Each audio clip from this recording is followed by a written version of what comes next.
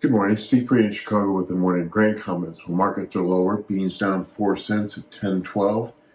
Corn's down 4 cents at 4.45, and wheat's down 7 cents at 5.24.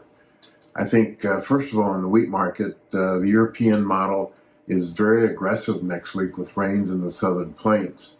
No other model shows that, and our weather guy feels the European model's struggling with some of this development of trough and ridges, and that at the end of the day, the hard red and wheat areas may not see the rains.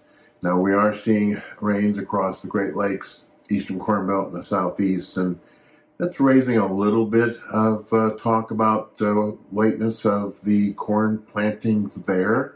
But we're still looking for the USDA on Monday to show higher corn acres and lower bean acres, and a slight increase in the wheat acres. As far as the corn market is concerned, we're taking a lot of risk premium out of the corn market due to the fact that U.S. corn acres may be up. U.S. corn export prices are the cheapest and most competitive in the world to buyers, and supposedly South Korea was a good buyer.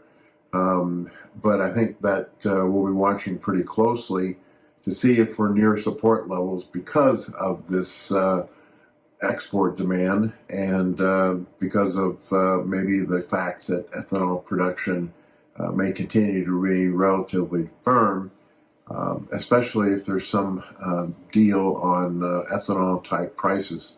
Gasoline prices, are steady. We'll see if the consumer drives around this summer or if they stay at home. And we're seeing a lot of reports about just drop in disposable income and also a drop in total food demand. In the beans, I think yesterday we saw a sharp rally led by talk that U.S. ag and energy lobbyists were pushing hard for the administration to come up with some kind of policy to increase biofuel production. We're also looking at possible China and Canada tariffs reducing the imports of competing oils that is used for green fuel. So all those things helped the soybean oil as percent of board crush increase to a new high of 42.5%, and soybean